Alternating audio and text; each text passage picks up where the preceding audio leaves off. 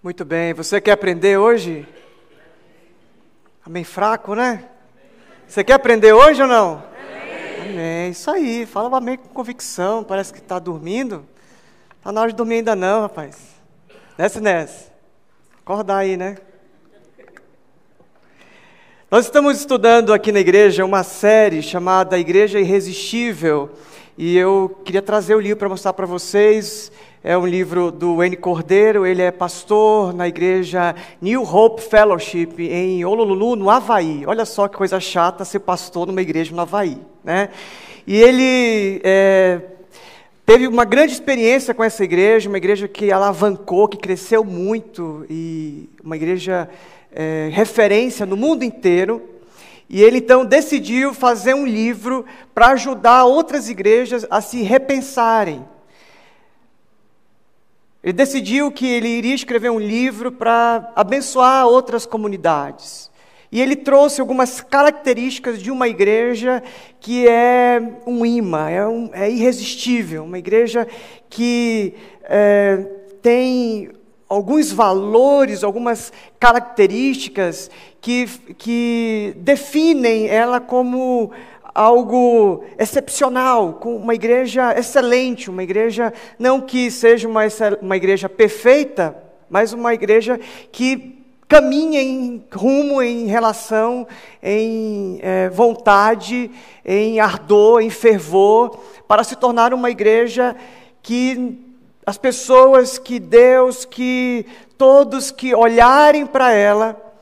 Lembra de Jesus escrevendo as cartas para a igreja da Ásia, lá em Apocalipse? Né? Se Jesus fosse escrever uma carta para esta igreja, uma das características que ele daria é que é uma igreja irresistível, ou irresistível. Eu sempre coloco esse N aí, irresistível. Então nós estamos pensando sobre isso. A nossa dica de livro para esse mês aí, você que gosta de ler, compre Igreja Irresistível, do N. Cordeiro.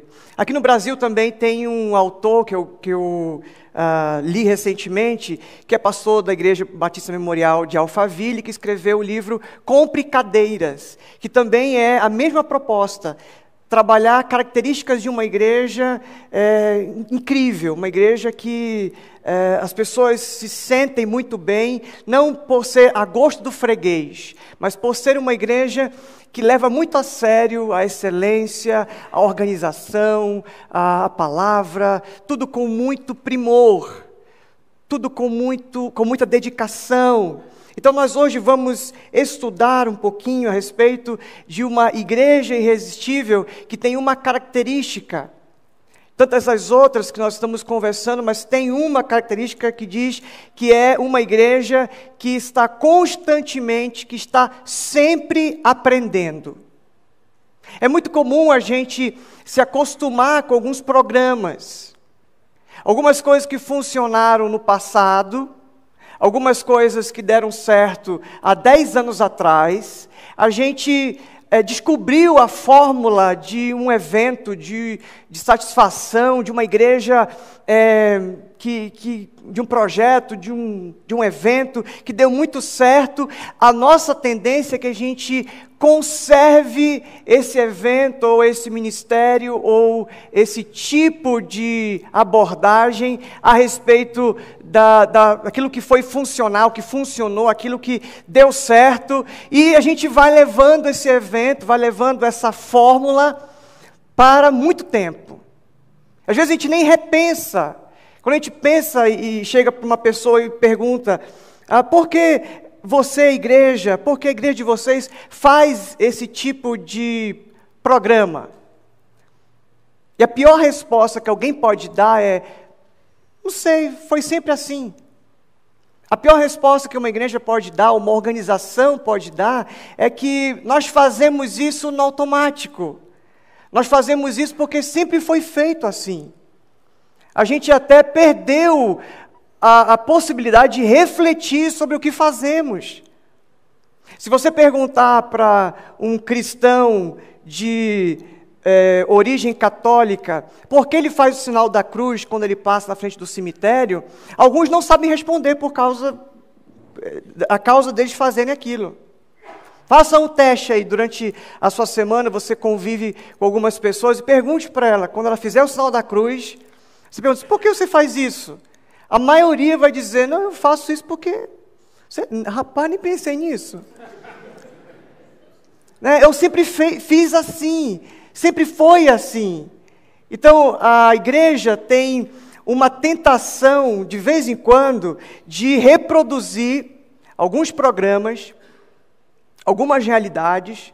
Por exemplo, a gente assiste um culto na internet da Hillsong, a igreja que tem uma adoração extravagante, um momento de exaltação incrível, e aí a gente reproduz, é o Ctrl+C, Ctrl+V, a gente traz para a nossa realidade, e com o passar do tempo, a gente, quando questionado sobre por que fazemos isso, a gente responde, sei, foi sempre assim, eu vi, achei bonito e é assim.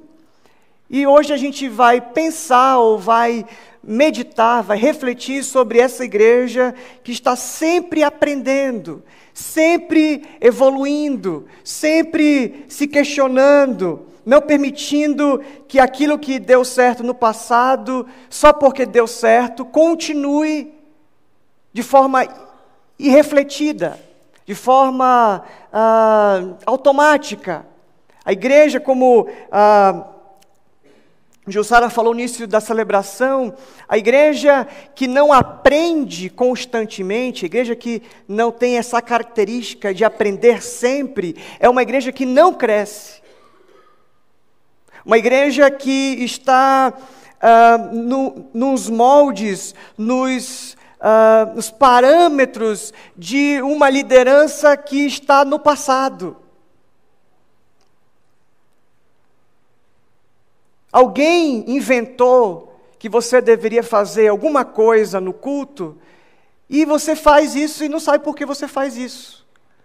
Por exemplo, por que a gente fica em pé? Vamos ficar em pé, todo mundo fica em pé. Por que a gente faz isso?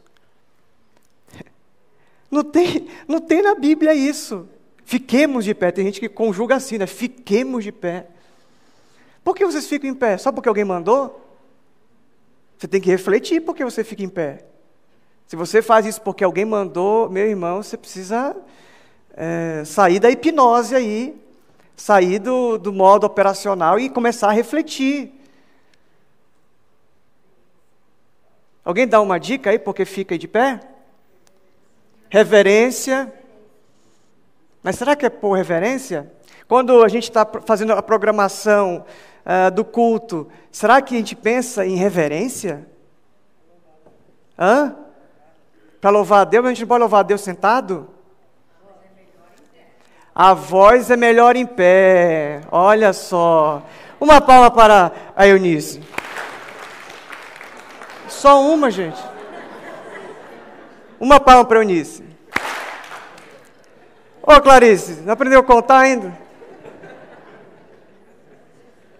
É isso, a gente fica em pé para respirar melhor, para cantar com mais força. Né? Então, às vezes alguém inventou alguma coisa no passado e a gente reproduz sem refletir por que a gente faz isso. Então agora você já sabe, quando pedir para você ficar de pé, diz, opa, agora meu pulmão vai dilatar, agora eu vou cantar forte. Né? Como é que nós, igreja, reagimos a uma sociedade, a um momento da nossa situação como bairro, como cidade, como nação, diante de tantos desdobramentos, tantas coisas que estão acontecendo ultimamente. Se a igreja não se repensar, se a igreja não se refletir, algumas coisas nós não teremos as respostas. Lá perto da PUC, ali perto da Teológica, tem um muro que alguém pichou, fez um grafite escrito assim: Jesus é a resposta. Aí veio alguém da PUC, ou alguém que é pensante, e disse assim, fez uma outra pichação embaixo escrito: mas qual é a pergunta? Então, às vezes, a gente não está dando conta daquilo que se está perguntando, daquilo que está acontecendo. Como nós vamos reagir às novidades, às demandas, aquilo que tem surgido? Se a igreja não se repensar, se a igreja não estiver pensando nessas demandas, nós vamos ficar ultrapassados, vamos ficar rendidos, vamos ficar reféns do tempo. A Bíblia vai dizer em Romanos 12, verso 2, que nós temos que nos transformar pela renovação da nossa mente. Então, não é só para ser legal, a gente não se modifica, a gente não se repensa, a gente não se reflete só para ser atual, para ser o top, porque a gente está atualizado, a fome por estar por cima. Não, a gente se atualiza porque nós precisamos estar na sintonia com o Espírito para responder às demandas e às questões atuais, para as necessidades que nós vamos ter que dar conta. Igreja tem que se repensar, igreja irresistível é igreja que está sempre aprendendo. Igreja que está o tempo todo se pensando, fazendo coisas novas, parando para refletir. Porque se não fizer isso, vai parar de crescer. Não vai dar mais conta, não tem mais para onde ir. É muito interessante quando Jacó fala a respeito do seu filho José, ele faz um elogio no finalzinho de Gênesis, ele faz um elogio para cada filho. E quando ele chega para José, isso me chama muita atenção, que todos ele compara com a força dos bois e tal, e quando chega em José, ele fala assim: meu filho José é comparado a uma árvore que cresce e passa por cima dos muros. O muro aparece, o problema aparece, a situação surge, ele não para no muro, ele passa por cima do muro. Ele é uma árvore que vai para além do muro. É isso que acontece quando ele é preso. Ali na prisão, ele passa por cima de algumas formas muito extraordinárias, e ele é essa planta que passa por cima. Porque está sempre aprendendo, porque está sempre se repensando.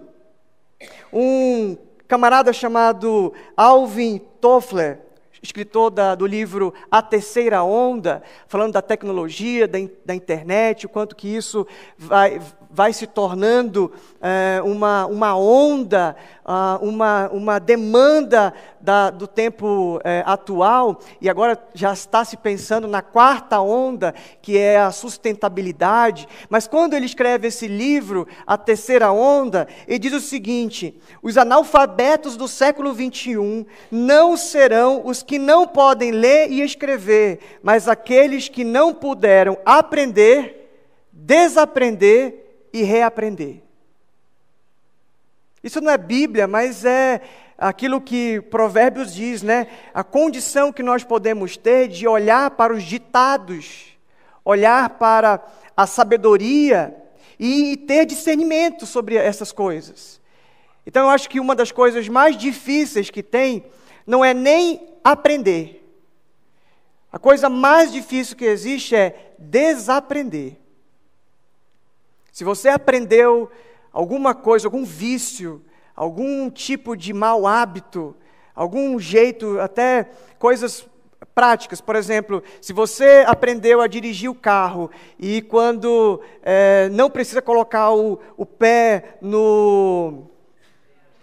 na embreagem, e você fica com o pé na embreagem desnecessariamente, e isso prejudica o carro, isso porque você aprendeu de alguma forma errada, porque não é para fazer isso. Então, desaprender um hábito é ainda mais difícil. E o desafio é aprender, desaprender e reaprender. Quantas coisas nós, como igreja, precisamos aprender Isso é, então, a tarefa da igreja, que quer continuar ministrando a uma sociedade em transformação. É o que o N. Cordeiro fala no seu livro. Nós devemos nos adaptar e mudar constantemente. Isso tem que ser característica nossa. É claro que doutrina, palavra de Deus, as coisas inegociáveis da fé, da palavra de Deus, isso não é a questão.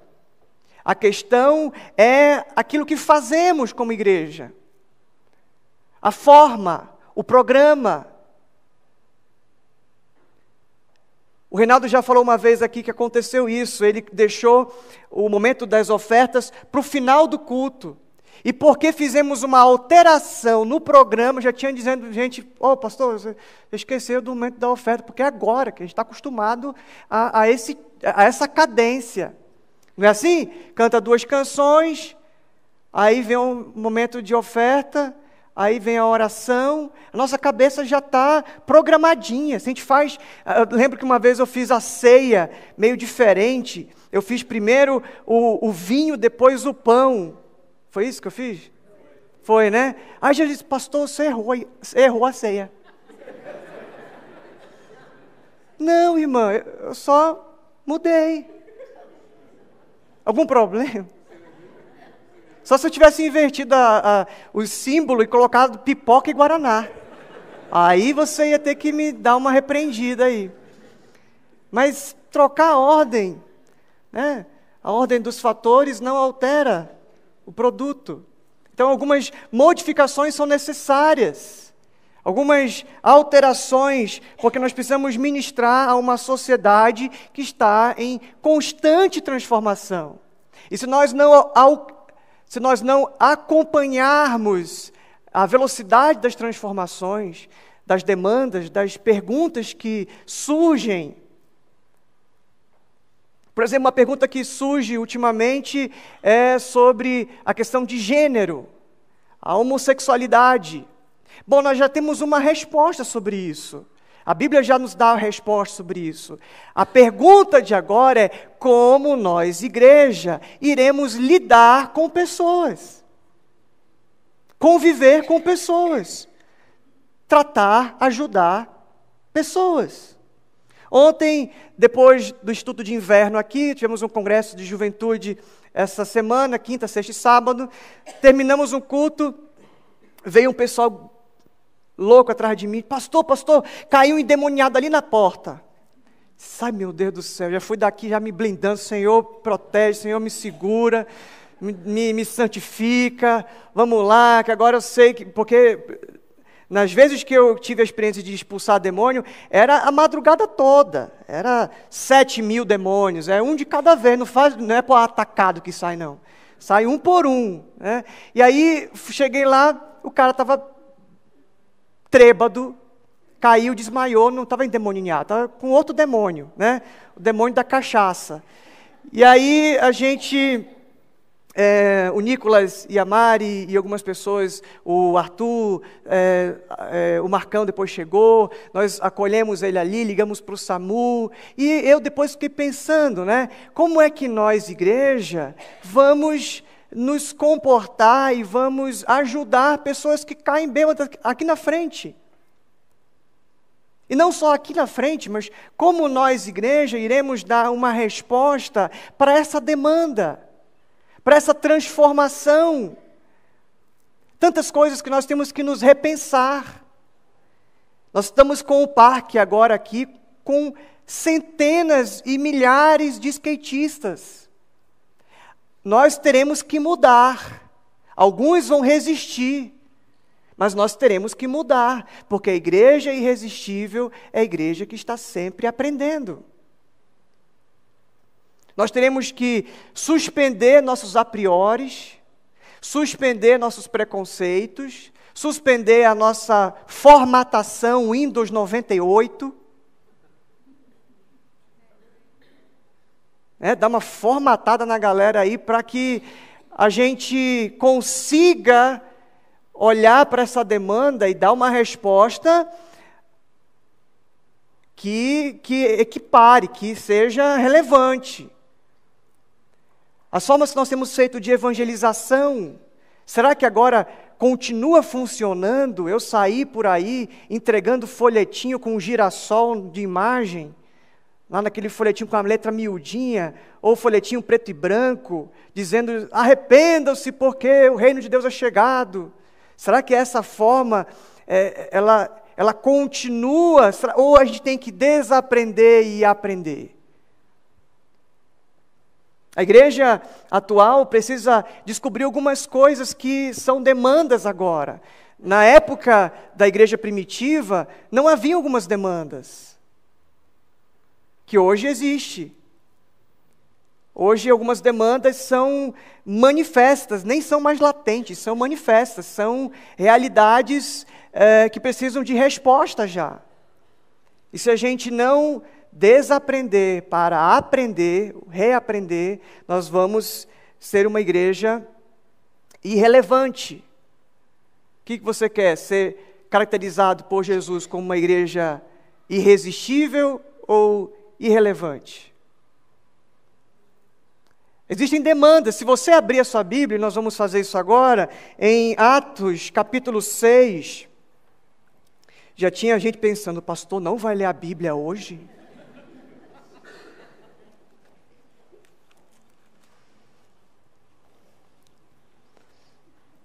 Sabe que tem uma vontade tremenda de fazer uma modificação no nosso estilo de culto? Nosso jeito de fazer culto? Vocês já perceberam que depois que a gente prega, que você acompanha uma mensagem ali, está vidrado, depois que a gente termina a mensagem, a gente canta diferente? Quantos já perceberam isso? Eu canto diferente, depois que eu vi a mensagem, eu canto diferente, parece que estou mais empolgado do que eu estava no início. Não é assim? Então eu acho que a gente poderia fazer um programa de culto diferente. Poderia ter a pregação logo na cabeça, logo de cara, assim, ó. Começou o culto, boa noite, gente, abre a sua Bíblia lá em Atos capítulo 6. Direto, assim. E depois que a gente ouviu a palavra, a gente iria ter uma espécie de adoração um pouco mais fervorosa. Uma proposta favorável, brincadeira.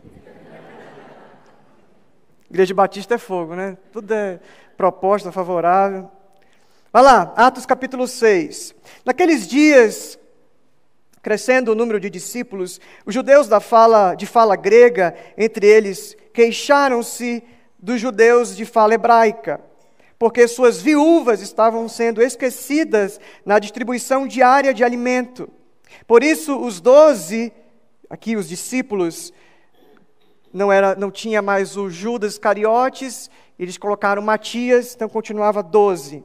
12 reuniram-se todos os discípulos e disseram, não é certo negligenciarmos o ministério da palavra de Deus a fim de servir às mesas.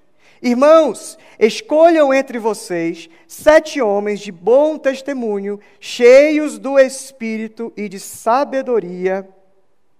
Passaremos a eles essa tarefa e nos dedicaremos exclusivamente à oração e ao ministério da palavra. Tal proposta agradou a todos, então escolheram Estevão, homem cheio de fé e do Espírito Santo, além de Filipe, Prócoro, Nicanor, sei lá onde é que é o acento disso, Tímon, Pármenas e Nicolau, um convertido ao judaísmo proveniente de Antioquia. Apresentaram esses homens aos apóstolos, os quais oraram e lhes impuseram as mãos. Assim, a palavra de Deus se espalhava, crescia rapidamente o número de discípulos em Jerusalém, também um grande número de sacerdotes obedecia a fé. Então, houve uma necessidade, e a igreja teve que se repensar. Temos que levantar diáconos. E isso aqui não é novo, Jesus já havia ensinado. Ele, no momento com os discípulos, ele coloca uma toalha na cintura, desce até os pés dos discípulos e lava e diz, olha, eu sendo Senhor e Mestre de vocês, dei testemunho, vocês também tem que servir uns aos outros. Então, essa ideia de servir na igreja é antes de Atos 6. Jesus já tinha ensinado isso. Então, existem coisas que nós sabemos que temos que fazer, mas a demanda, a situação, o momento que estamos vivendo, o momento histórico. Essa semana eu fui numa reunião com os comandantes do batalhão da Zona Oeste, da Polícia Militar, junto com a Raquel. Raquel, dá um tchauzinho ali. Raquel, rapaz, quase que manda chuva lá. Todo mundo passava, só continência para Raquel. Eu me sentia assim, pô, é da minha igreja, né? Não era nem ela que dizia assim, olha, meu pastor, e eu me sentia bem com isso, né? Era eu que me sentia, eu sou pastor dela, eu estou aqui, ó, ela é grande, né? Ela é legal, né? Pois é, da minha igreja. E ela lá é uma autoridade, e glória a Deus por isso. E isso é uma demanda que surgiu agora. Pastorearmos os policiais. Já está na nossa escala, já tem uma escala de serviço, de quando é que eles saem para o trabalho, quando começa, para que a gente vá lá orar por eles, para a gente pastorear a família deles. As portas se escancararam. O batalhão da Polícia Militar da Zona Oeste, a maior zona em território, perde para a Zona Sul, mas de demanda é a maior zona, literalmente, né? Então a polícia bateu na nossa porta e disse, ei, vocês não querem nos ajudar? Queridos, para eu entrar numa escola, para trabalhar, para fazer um trabalho com a galerinha adolescente, é um parto, é uma luta. Eu tenho que chegar cheio de dedos e não dizer, não posso dizer que eu sou pastor de cara. Eu tenho que dizer que eu sou psicólogo. Eu entro se eu disser que eu sou psicólogo. Entro fácil. Mas logo a diretora disse, mas você tem um jeito diferente. Estou sentindo que você tem segundas intenções aqui. É difícil entrar nas escolas e a polícia chegou aqui na nossa porta, batendo, dizendo, vocês não querem abençoar o batalhão? Vocês não querem? Foi incrível, eu estava no céu naquela reunião lá, foi incrível. Então existem demandas que estão surgindo, e a igreja que é irresistível, é a igreja que está sempre aprendendo, que vai agora ter que estudar sobre como pastorear policiais. Eu não posso chegar com aquilo que eu acho que eu sei e dizer, olha policial, vamos lá, e trabalhar com eles como eu trabalho com a turma adolescente. É outro público, é outra realidade, é outro coração. Eles falaram lá, quando você chega para falar com o policial já cruza os braços e diz assim, o que foi? Por que você quer orar por mim? Não fecha o olho não. Você vai fazer o quê? O que você quer que eu faça com o olho fechado? Então, você precisa se adaptar, reaprender aquilo que é o seu modo operacional para ser uma igreja relevante, uma igreja que cumpre bem o seu ministério. Transformai-vos pela renovação da vossa mente, para que experimenteis qual seja a boa, perfeita e agradável vontade de Deus. Romanos 12, 2. Assim como aconteceu em Atos, as mesas, as viúvas precisavam de uma assistência, e logo a igreja se adaptou, mudou o jeito que fazia a igreja, mudou, vamos fazer agora assim, a partir de agora a gente vai funcionar desse jeito. Então a igreja irresistível é a igreja que está em aprendizagem constante. O N. Cordeiro colocou 3 formas que nós temos de aprender. A primeira é a forma tentativa e erro.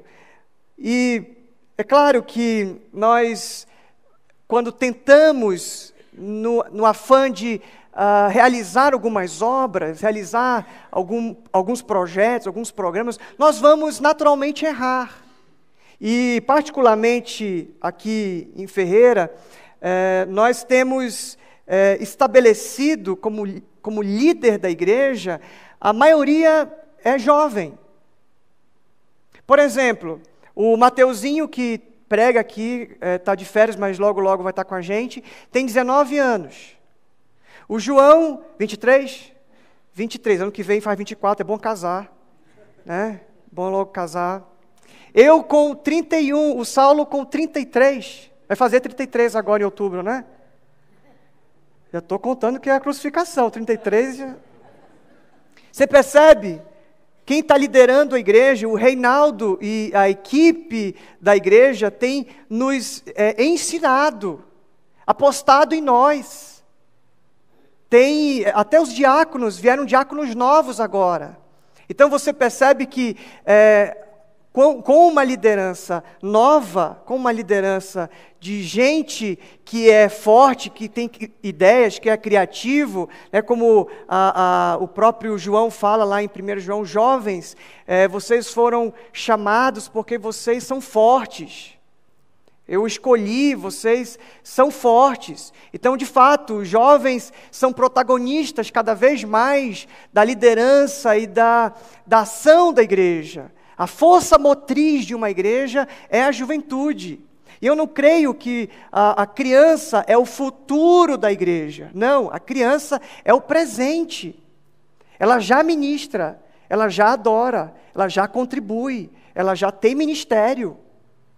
Se você passar no ministério infantil, você vê que eles já motivam isso. Domingo que vem, por exemplo, de manhã, vai ser o primeiro domingo de agosto.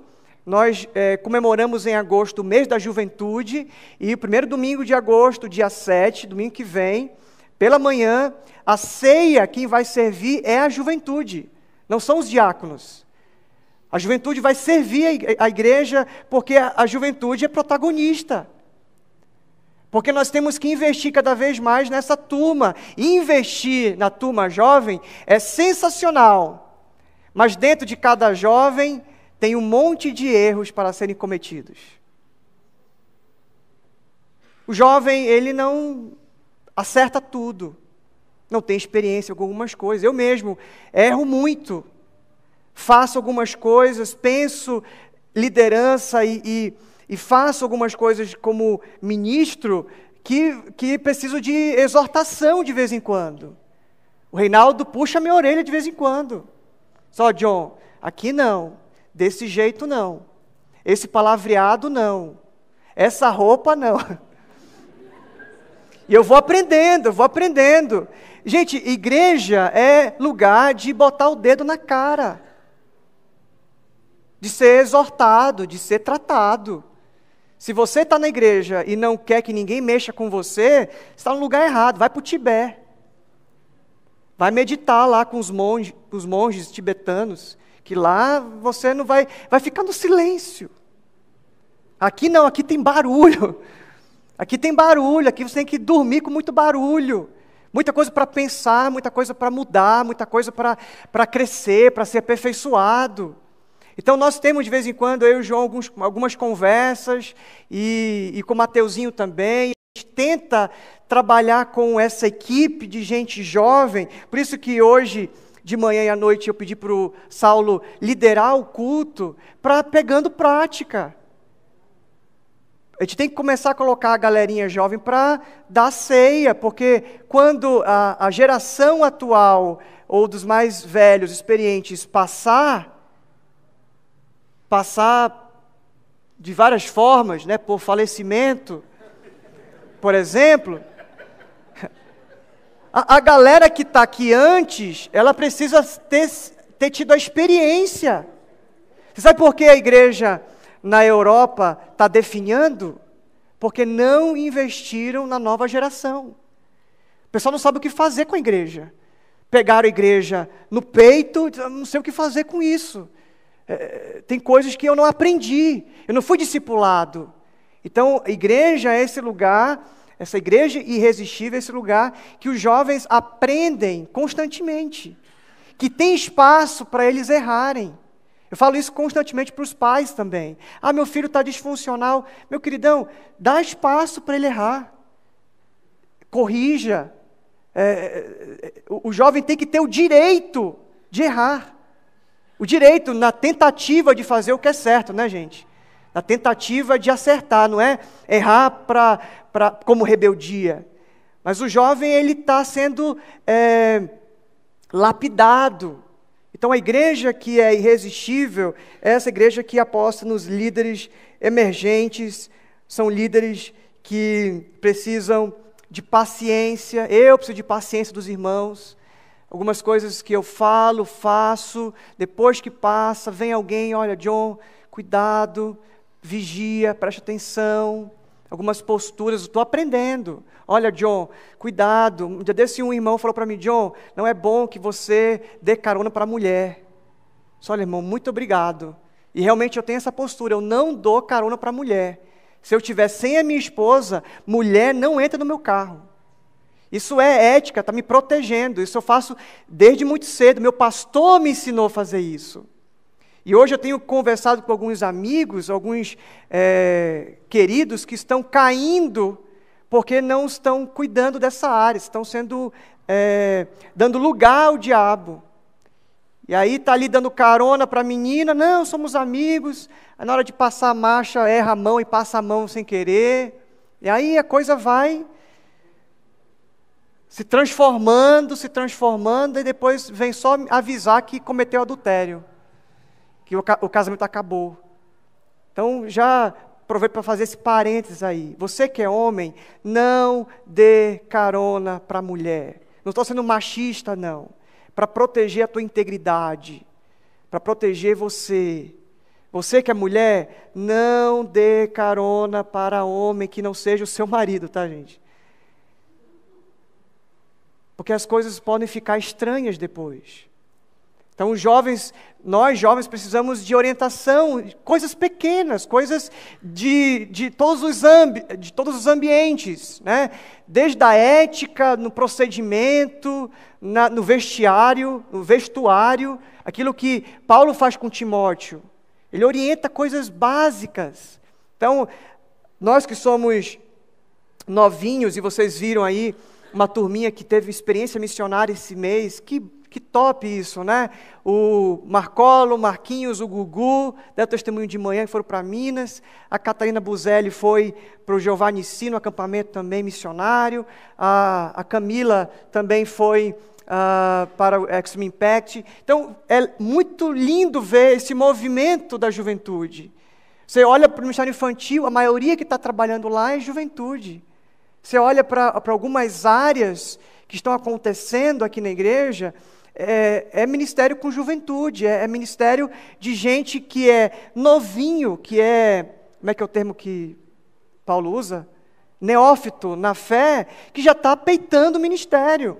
E algumas pessoas vêm reclamar, pastor, você não vai deixar que o fulano lidere. Ele é muito novo na fé, ele é novo na idade. Então, vou ter que ler para você o que Paulo falou para Timóteo. Ninguém despreze a tua mocidade. Antes, seja exemplo. Então, eu tenho dado um voto de confiança para alguns jovens na liderança de alguns ministérios, porque eles precisam aprender na tentativa, erro. Oxalá, queira Deus que essa tentativa um dia fique acerto. Então, é assim, igreja que é irresistível, igreja que aprende sempre, é uma igreja que investe nessa turminha aí. Uma outra forma que o N. Cordeiro fala é a avaliação continuada. Lá na igreja dele, ele reserva tempo para refletir sobre o que estão fazendo. Eles têm aquilo que ele chama de interrogatório de instrução. Lá na New Hope eles fazem isso. Terminou um culto, durante a semana eles se encontram e eles conversam o que deu certo, o que não deu certo. Pedir para levantar, abaixar, levantar, abaixar. Isso aí deu certo? As pessoas estão entendendo? Ou acham que é uma aeróbica gospel? Então, vamos ajeitar, vamos corrigir, vamos aperfeiçoar isso aqui. Então, a igreja que é irresistível é uma igreja que está continuamente se avaliando, ou tendo feedback, ouvindo, olha, cuida disso aqui. Que tal a gente ter, hoje mesmo a Jussara falou para mim, John, eu acho que seria interessante que o momento dos avisos da semana fosse logo no início. Porque quando a gente faz um louvor e aí faz avisos da semana, ora, parece que antes quebra o clima, parece que o aviso da semana dá uma quebrada na crescente do culto. Legal, verdade. Então a igreja que é irresistível é a igreja que está o tempo todo se avaliando, aprendendo, desaprendendo e reaprendendo. Essa é, então, uma característica da igreja irresistível. Eu quero ler com vocês Efésios capítulo 4, já que vocês estão com saudade de ler a Bíblia, vamos ler de novo. Efésios capítulo 4, verso 11. Isso aqui fala um pouquinho das razões da igreja. A igreja ela foi pensada por Deus para glorificar a Deus, para ganhar pessoas para Cristo, para preparar os santos para realizarem a obra do ministério. Essa é a função da igreja, essa é a missão da igreja. Efésios capítulo 4, verso 11. E ele designou alguns para apóstolos, outros para profetas, outros para evangelistas, outros para pastores e mestres, com o fim de preparar os santos para a obra do ministério. Preparar os santos é facilitar para que haja constantemente aprendizado na igreja, avaliação, repensar o que temos feito de disfuncional.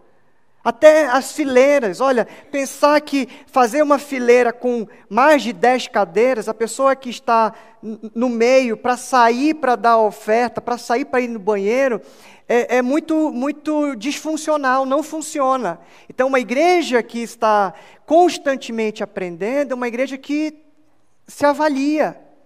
Será que estamos bem com o jeito que colocamos as cadeiras?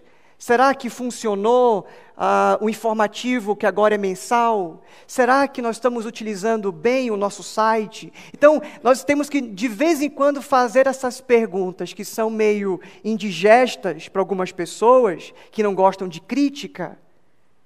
E crítica aqui é a crítica construtiva do reparo para o aperfeiçoamento dos santos. Não é crítica para apenas avaliar o outro de cima para baixo, mas é para a gente, como comunidade, ser cada vez melhores. Olha o texto, continua.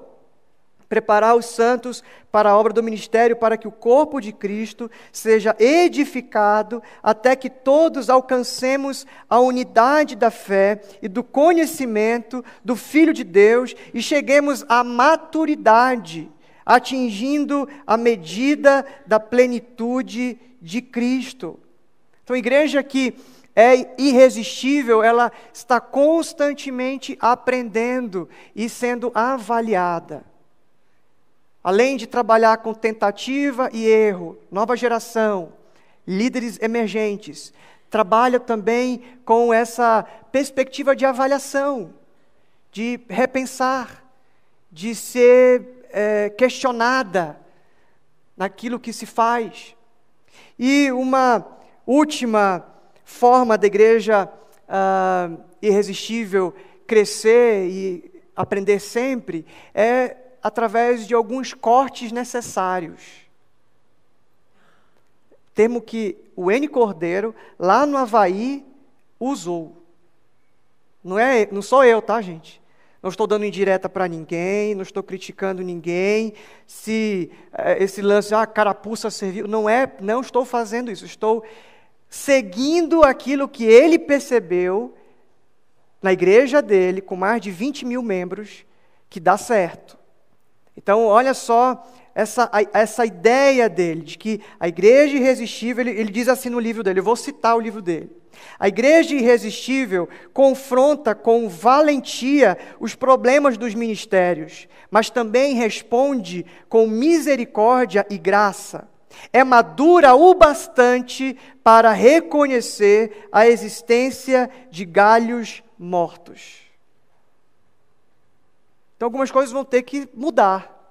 Alguns programas não estão funcionando, alguns ministérios, algumas coisas que a gente faz não estão dando mais conta. Até o nome que a gente dá para algumas coisas não é mais isso, parece que esse nome limita.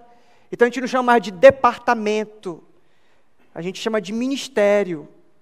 Fica mais justo com o que a Bíblia ensina. Então a gente vai precisando fazer alguns cortes. Inclusive corte que são corte de pessoas. Pessoas que estão em situação de pecado. Fazer alguns cortes em pessoas que estão atrapalhando o crescimento da igreja. Inclusive, o que Paulo orienta para Timóteo, eu vou citar o texto de 1 Timóteo, capítulo 5, verso 20, ele diz assim: os que pecarem deverão ser repreendidos em público, para que os demais também temam.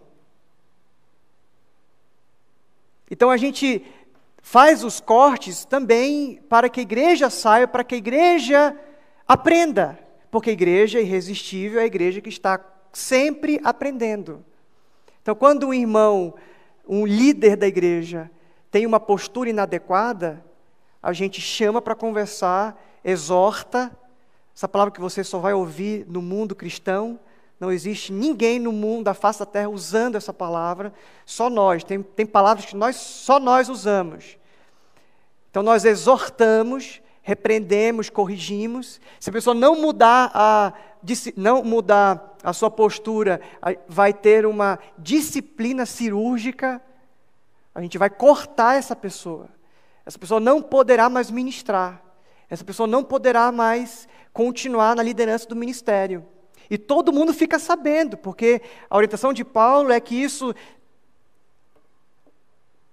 faça com que a igreja aprenda, promova, apesar de ser delicada a situação, promova a aprendizagem, o aprendizado. Estão comigo aqui? Então, algumas coisas são difíceis de a gente fazer. Teve um tempo atrás, eu conversei com um senhor, jovem senhor, que se separou da esposa e ele traiu a esposa. E nós falamos, até antes, a gente tinha percebido já algumas posturas inadequadas, orientamos, mas ele não deu bola, ele não ouviu a nossa orientação. Eu e Reinaldo chamamos para conversar, como fazemos com alguns aqui, e tem uns que nem vêm, porque sabe que a conversa vai ser pesada. Evitam a gente. Eu chego ali na porta, quer subir pelo teto para dar a volta, para não ter que passar por mim. E aí, eu conversando com esse senhor, jovem senhor, falando que ele tinha cometido algo muito grave e que ele seria disciplinado, porque a Bíblia orienta que a gente tem que fazer isso. A gente não está julgando como o João ministrou hoje. Nós estamos fazendo uma ação de amor em cuidar da igreja, pensar da igreja. E ninguém é inatingível, inclusive eu. Se eu tiver uma postura inadequada como pastor, cada um de vocês pode e tem autoridade para apontar o dedo na minha cara e fazer a exortação que quiserem. Qualquer um. E aí segue-se um processo. Se de fato for constatado que eu tive uma conduta antiética, imoral, eu então serei afastado, o impeachment do John, por causa da minha atitude. E esse senhor, então, falando assim: pastor, então o que me compromete? O que acontece comigo agora que eu estou em disciplina? Aí eu falei: olha, você não vai poder liderar o ministério, você não vai estar em comunhão com a sua igreja, você vai precisar daqui a um tempo, se você ser restaurado e transformado e tratado, pedir reconciliação. Aí ele falou: só isso? Eu disse: não, tem mais uma coisa. A Bíblia diz para mim, lá em 1 Pedro 3:7, e quando você está em disciplina e quando você trai a sua esposa, até as tuas orações estão interrompidas. Vai ler lá. As tuas orações estão interrompidas. Tu. Deus não te ouve. Deus não ouve a tua oração.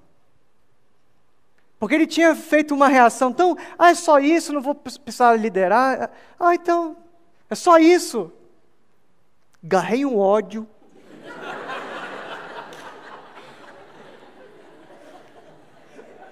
Não é só isso não. 1 Pedro 3,7, do mesmo modo, vocês, maridos, sejam sábios no convívio com suas mulheres e tratem-nas com honra, como parte mais frágil e co-herdeiras do dom da graça da vida, de forma que não sejam interrompidas as suas orações. Para finalizar, meus queridos, igreja irresistível, igreja que está aprendendo sempre, e eu sempre penso que a reforma protestante foi uma bênção, e isso deveria ser a nossa marca. Está constantemente em reforma, deveria ser a nossa marca. A reforma protestante tem que de vez em quando acontecer, principalmente nos dias de hoje. Temos que reformar muita coisa que está obsoleta, que está no meio do caminho, que está travando o progresso. A minha oração é que a nossa igreja, a partir daqui, surja algumas reações. A minha oração é que nós aprendamos a nos relacionar com os skatistas, aprendamos a nos relacionar com outras pessoas que vão se achegando. Nós temos visto prédios, nós logo iremos ver, se tivermos fé, o metrô. As demandas vão aumentar. A polícia militar bateu na nossa porta dizendo, vocês não querem pastorear a gente? Irmãos, vocês entendem qual é a dimensão disso? Eu pensava que eu ia ser pastor de igreja. Agora, eu sou pastor da Zona Oeste e de policial. Dorme com esse barulho.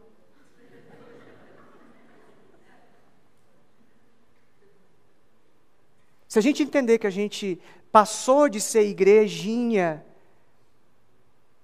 para ser uma igreja relevante, que está aprendendo, que está se repensando, que está sendo cada vez mais protagonista. Veio ontem uma banda aqui, anteontem na verdade, disse, olha, meu sonho era vir aqui em Ferreira.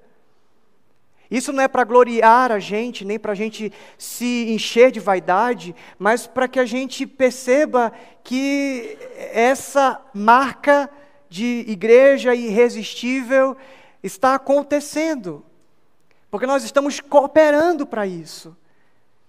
Nós estamos fazendo parte de um momento histórico. E a conversa de hoje é uma conversa um pouco, conversa de cozinha, mas é uma conversa para inspirar a igreja toda. Aqueles que estão aqui presentes, aqueles que estão na internet, aqueles que vão ouvir ainda. A igreja de Jesus Cristo a ser uma igreja que se repensa. Uma igreja que desaprende. Uma igreja que reaprende, para que seja, então, a resposta de Deus. Uma igreja que não é um grupo fechado, uma igreja que não vive na murmuração, uma igreja que não vive só para si, mas uma igreja que é relevante, uma igreja que é bênção, que é transformada pela renovação da nossa mente, para que a gente experimente qual seja boa, perfeita e agradável vontade de Deus. Você quer ser parte dessa igreja? Amém. Vamos orar. Senhor, nós te agradecemos porque a Tua palavra nos motiva. Quando nós olhamos para a igreja primitiva, ali em Atos 6, tendo que se repensar para servir as viúvas, Nós olhamos para a nossa realidade e vemos algumas coisas muito similares. Nós teremos que nos ajustar agora para alcançar skatistas, alcançar outras demandas, alcançar a polícia militar, alcançar bêbados, alcançar tanta gente que o Senhor tem confiado nas nossas mãos, porque o Senhor sabe que nós podemos fazer esse ministério. E nós te damos graças pela tua confiança em nós, por acreditar em nós. E nós queremos, Pai, ser não só conscientes disso, mas obedientes ao teu chamado. Nós queremos ser bênção para a nossa comunidade, mas isso só não dá conta. Nós consecutivamente seremos bênção para a nossa cidade. E naturalmente bênção para a nossa nação. E nós te louvamos porque o Senhor tem nos dado esse privilégio de representar o teu reino aqui, sermos embaixadores de Cristo aqui. Que o Senhor nos ajude como igreja a nos repensar, a aprender, desaprender e reaprender. Que o Senhor nos ajude como igreja a ser uma igreja cada vez mais relevante. Não uma igreja que vive no ostracismo para si mesma, mas uma igreja que vive para o outro, que abençoa, que abraça, que acolhe, que não faz acepção de pessoas, que repreende, que disciplina quem ama. Uma igreja que está constantemente aprendendo. Que o Senhor nos dê esta bênção, Pai. Essa é a minha oração, pedindo pelos meus irmãos. Em nome de Jesus. Amém.